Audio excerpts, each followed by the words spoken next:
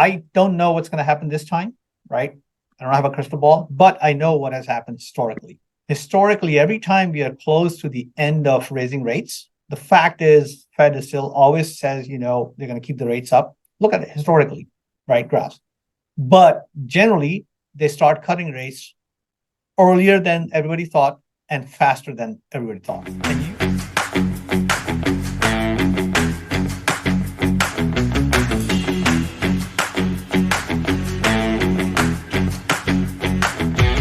Welcome back to the Keeping It Real Estate Show. I'm your co-host, Dan Breezy, and today we have a special guest, Tauheed Siddiqui. I've personally known Tauheed for the last 5 years, and we have always been very impressed with what Tauheed has done in the commercial real estate space. Tauheed stepped out of the hedge fund industry in 2006 to become a full-time real estate investor, and since 2013, Tauheed has led TAAS Investments, making significant strides in ground construction and land development. Under his guidance, TAAS currently oversees 3 progressive built-to-rent BTR ventures. Moreover, Tauheed's portfolio extends as a general partner to 2,400 units situated in key regions of Georgia, Florida, and Texas. So with that, Tauheed, welcome to the show. Oh, thanks for having me. You bet. So can you share maybe some insight with our listeners into your early career, especially your time in the financial industry and how it shaped your journey, just pushing you towards real estate? Sure. So like most Asians, I came to this country and of course I went straight into computer science, but very soon I realized after graduating and getting my first job, I actually liked finance and numbers more. So instead of going for master's in computer science, I got my MBA done from Fordham.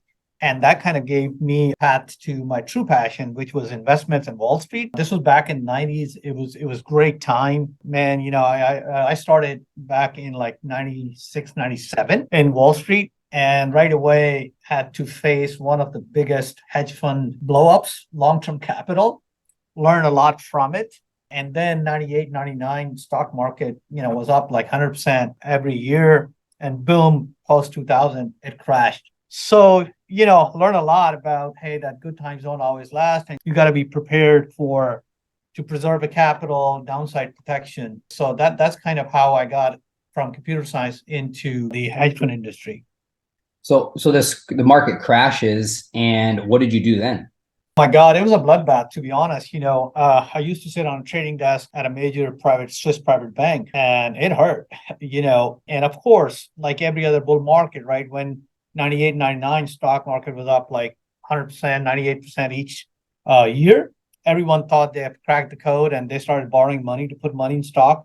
And you know what happens then? Everybody was getting second mortgage to put money in stock markets, and bam, the .com blew up, right? It was bad, to be honest. It was really, really bad. We did okay because we were actually in the hedge funds.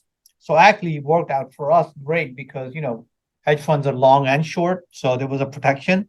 And that kind of helped us shine among other investments, traditional investments. We did fine, but it was for those of us, who were around at that time, it was really bad. Got it. So this happens early 2000s. What did you do between then and 2013 when you started a real estate company?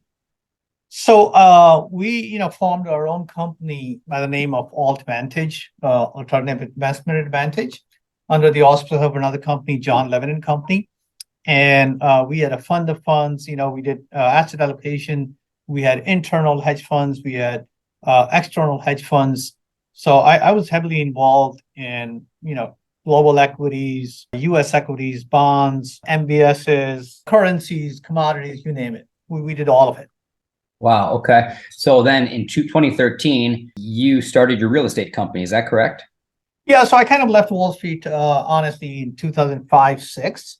Okay. And I thought I was going to retire and, enjoy my life a little bit. Man, I did that for a few years and I got sick of it. I had to get back in the game. And I also knew that I didn't want to go back to Wall Street. And I was sick and tired of New York as well. It was too cold. I was too old for that cold. And I like golf too much not to be playing around the year. The funny story is my wife said we should move to Dallas because schools are good. And I said, okay, let me do my research. So, of course, I did the research on golf courses. It was great. And I said, yep, you're right. We should move to Dallas. Schools are really good for kids. Let's go. Wow. And what year was that? This was 2013. So 2013. moved because of schools and I moved because of golf. Gotcha. Okay. So 2013, you and your wife moved to Dallas because of the schooling system, kind of starting anew. You're playing golf every day. What happened from there? Is that the early days of TAAS that got going, or? Yeah, so honestly, I came here in June 2013. First of all, I knew what I wanted to do, multifamily, because I'm a very risk averse kind of guy. I wanted to have a business that is more recession resilient. So first thing I did is I joined Brad Sumrock, right? Because I wanted to learn multifamily from an expert. And second thing we started to do is construction. There's a little town next to McKinney and Frisco called Princeton. At the time, nobody knew about it. And we started building duplexes there. And from duplexes, then I bought all the lots from that developer. From there, we kind of never look back. We started building quads, apartment complexes, townhomes, single family homes, you name it. A big thing you're doing now is build to rents. Maybe we could talk a little bit about that and how it differs. What is the build to rent model like in comparison to your multifamily ownership? Because you do both. What is the difference for our listeners? Yeah, so first of all, there's more common between build to rent and multifamily than the differences, right? However, there are substantial differences as well. So when we talk about multifamily, right, you have done a lot of syndications. You're the expert. That is something, right? There's a historical track record. You can analyze it. Also, within 6 months, if things go right, you can start making distributions. So, right, there's immediate cash flow. But everything else, the depreciation, the long-term appreciation, tax advantages, right? Finding the locations, all that is same for BTR and multifamily. Where BTR is different is that I believe, first of all, the barriers to entry are pretty high, right? It's not like multifamily where you can have a mentor, and within months, you can co-GP with somebody and get a deal, right? Which we all have done, and that is possible. In BTR, you got to have a knowledge of someone who knows about land acquisition, who knows about land entitlements, right? Land development and construction. So it is very hard to get into in that sense. Barrier to entries are pretty high as opposed to multifamily. But if you can do that, the fact is, rewards are greater. If you build, you're going to have brand new product that's going to be maintenance free for first 5 to 10 years. And, the research says that rent growth is higher actually for BTR as compared to the multifamily. Same also when it comes to the vacancy, actually the vacancy rates are lower for BTR. And its cap rate also trade, with multifamily class A, right? But also its tenants have low turnover, which is the key, right? You and I both know in multifamily, one of our major expenses is a turnover, right? And lately, as you know, with the inflation, it's been very expensive. So with BTR, actually, tenants tend to stay longer. Lower vacancy, higher occupancy, better cap rates, better rent growth, maintenance-free living, right? And that is what kind of all the new demographics are wanting, right? And it's not just the new demographics, millennials or Gen Z, even the boomers. That's what they want. That's why the BTR is growing like crazy. But this is just in its infancy stage. CBRE actually did a research where they're saying that the BTR is mirroring the multifamily, where that was around 2009-10, when it was under $3 billion a year, right? Now we are over $200 billion in multifamily. So they're saying, BTR is where multifamily was in 2009 or 10. So it is really poised for huge growth. And we are excited about it. We made these decisions earlier. We're working on 4 different projects, which we can talk about in more details. So next coming years are great. And also we can talk about it, how higher interest rates are hurting more the multifamily acquisitions than the new projects of BTR. Got it. So some good stuff in there, you guys. I just want to kind of recap a little bit and ask a couple more questions based on what you just shared, Tauheed. So you were saying the research says that rent growth is higher in BTR, build to rent. Is that due to, you're building a class deal and the rents start off higher and then they continue to grow at a faster pace because they're newer? What's the reason for higher rent growth? So all I can tell you is, we're just right in the midst of a project where we're going to build 118 townhomes. And when we were doing the feasibility study, months ago, we hired a company named John Burns, which is a very reputable name when it comes to single family and BTR. So for our area, they gave us the rent growth for single family there, the BTR, and the multifamily. And clearly, the rent growth for BTR was higher, right? And you can again look at different research. Most of the time, right? Not always, but most of the times, BTR rent growth has been and is even expected to be higher, forecasted to be higher. That's just how it is. And I think it has to do with the preference.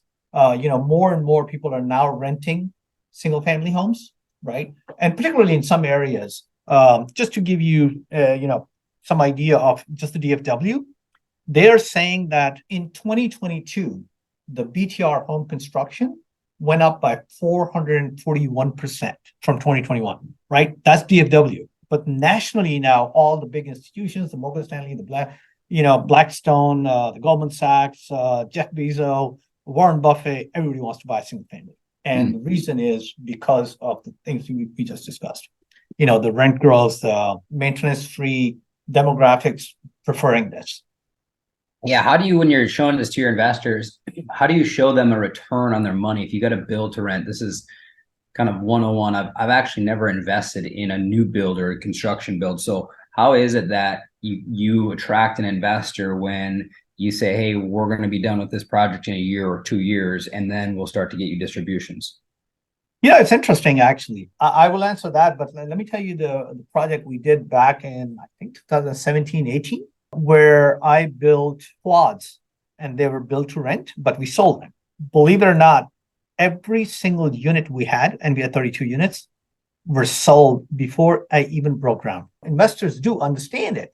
However, yes, they have to also know that the first 2 years, there's going to be no cash flows. Right? But then there's going to be a major reward in the third year, when typically you go from a construction loan to a permanent debt. And from that point onwards, once the lease up is done, the fact is you're going to have a maintenance-free asset. Good stuff. Right? Continuing with questions, just this is good education for me. And this questions I think most of our listeners might be thinking. So that's understood. I mean, you got them sold in 2 or 3 years, or sorry, you have them sold before you start. In year 2 or 3, you get a kind of a big payout with the, moving from the construction loan to a permanent loan. What happens in that period of time, 2-3 years? Let's just say if interest rates continue to run, will you just lock in at the rate it is, or how do you get that value to where it should be?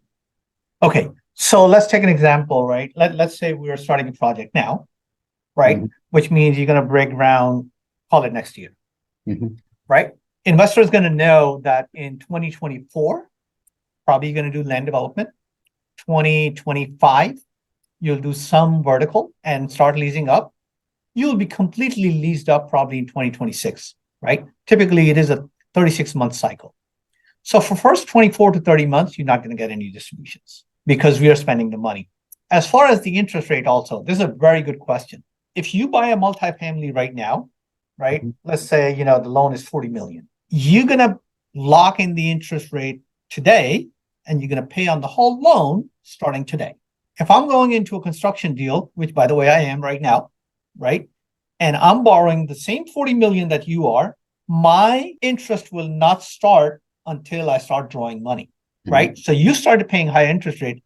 I'm probably going to draw money in, 12 months, 14 months. And even then I'm going to, start small, right? As I build. So the fact is you are paying the high interest rates starting today.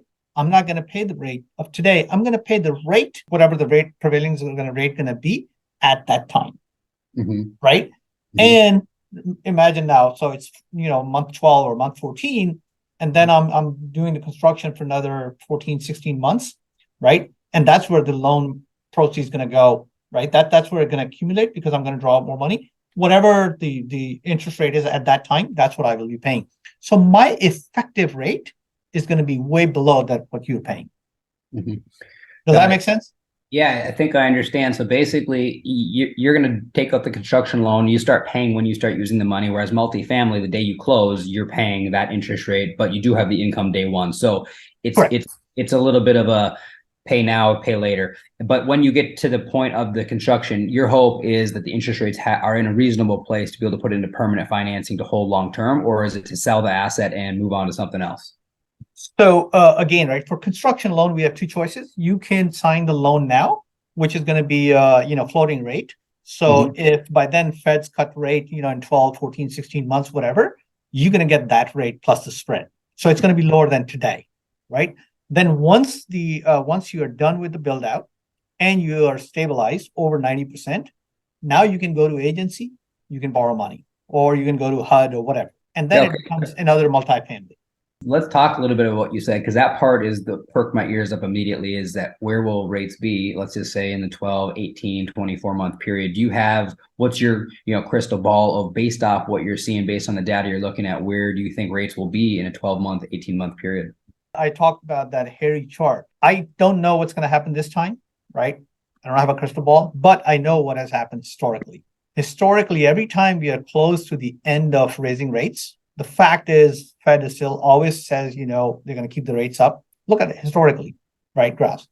But generally, they start cutting rates earlier than everybody thought and faster than everybody thought. And you can go back and you look at the cycles and the forward curves at that time.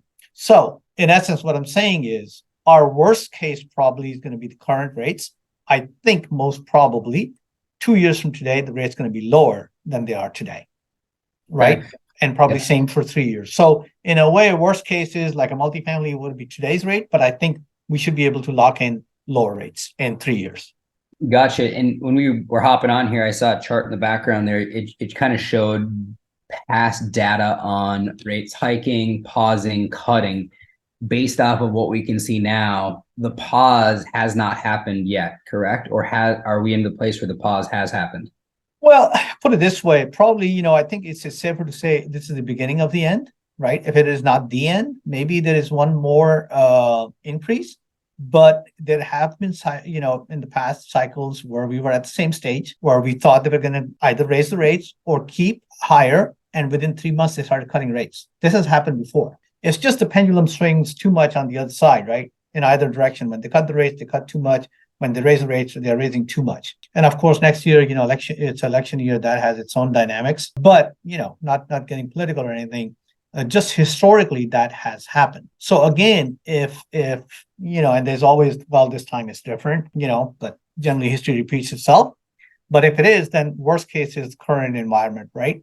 But I truly feel that 2 years, particularly 3 years when we really go into the market to buy long term, it's going to be, lower. And it's not only the rates, by the way, it's a volatility, right? Currently, the spreads are higher, so the vol is higher. The fact is, sometimes even the rates stay same, the volatility comes down. That helps your rates as well. Got it. Yeah. That's true for interest rate caps, by the way, as well. Yeah, definitely. Good stuff. Let's just talk about the pitfalls of both multifamily and build to rent. What, in your eyes, are the biggest things investors need to watch out for in multifamily and in build to rent projects if they're trying to choose, an investment to go into, and not comparing one versus the other, but what are the red flags of, hey, this is a deal that I'd be careful of in both asset classes? First of all, to be honest with you, it is one of the greatest asset class. It has inherent hedging built into it. It is a recession resistant, and you don't have to analyze one cycle. You can Google whatever index you like going all the way back 100 years, right?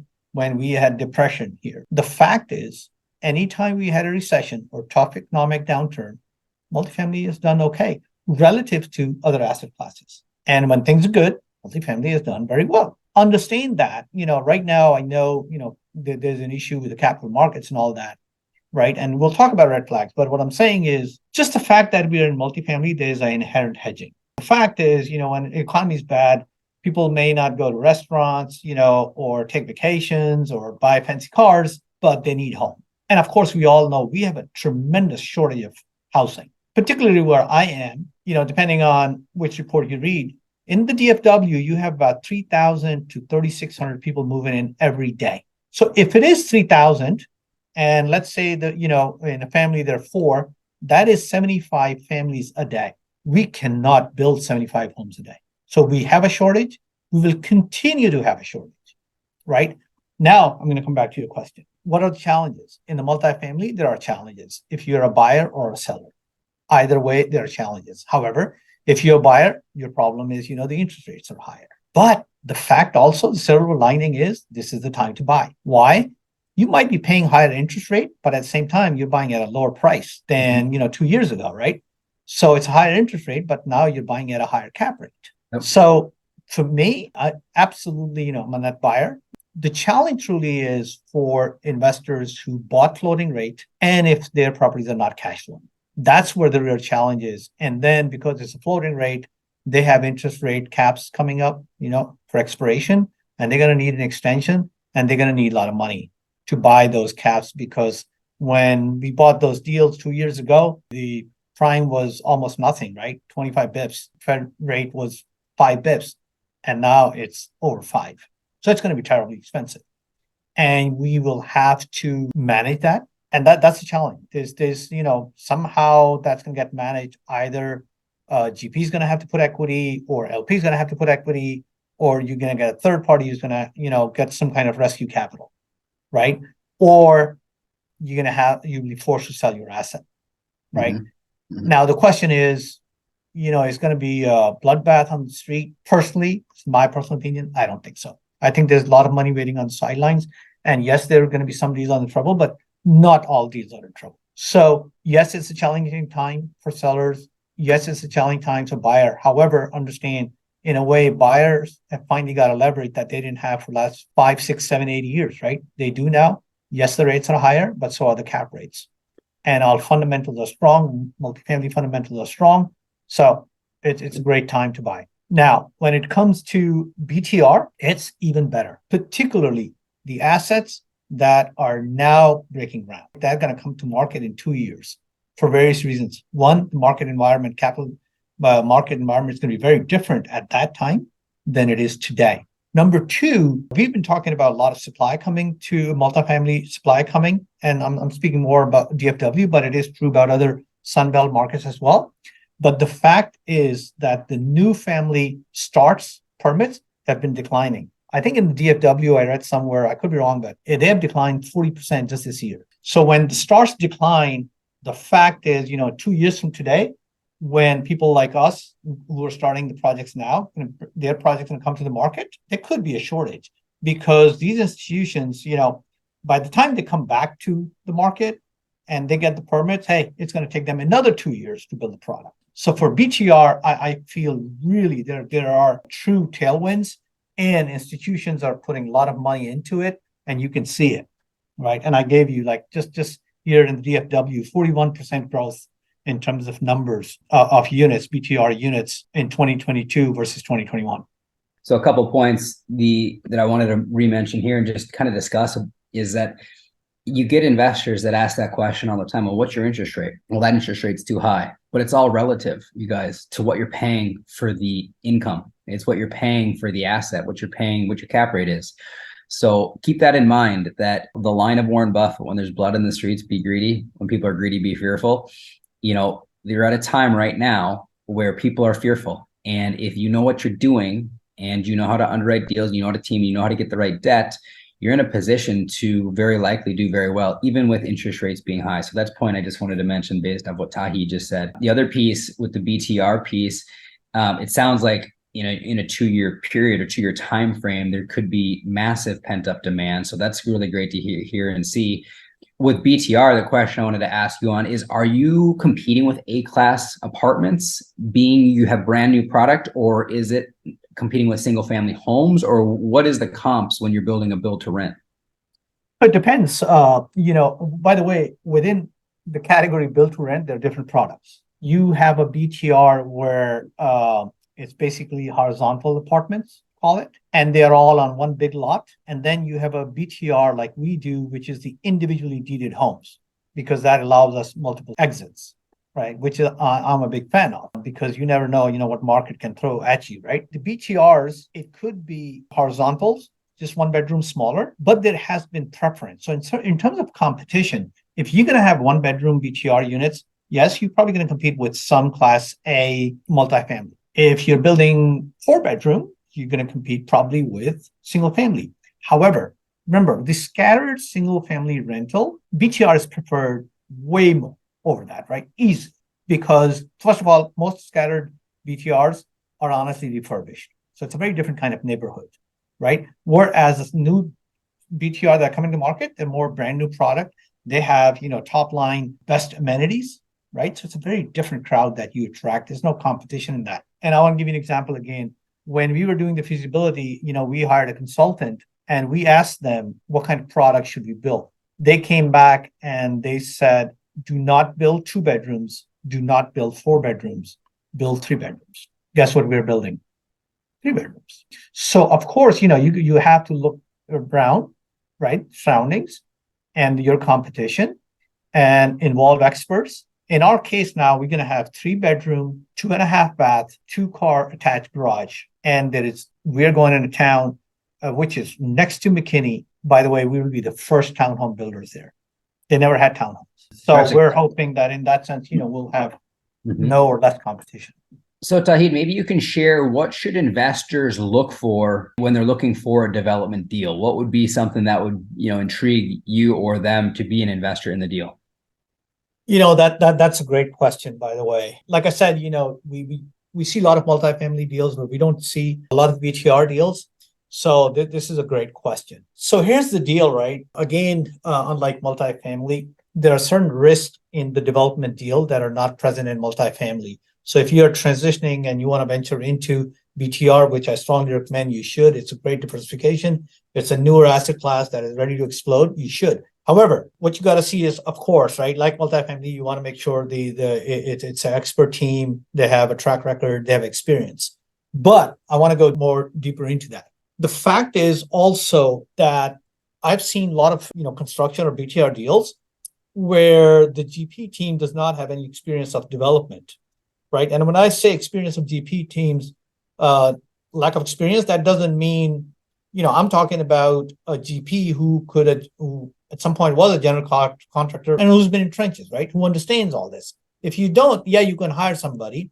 But I've seen projects where halfway through the project, GC left the project, right? And at that point, you are, you have borrowed a lot of money, you're paying a lot of interest, and you are under time constraint. It gets tough, right? So, couple of things.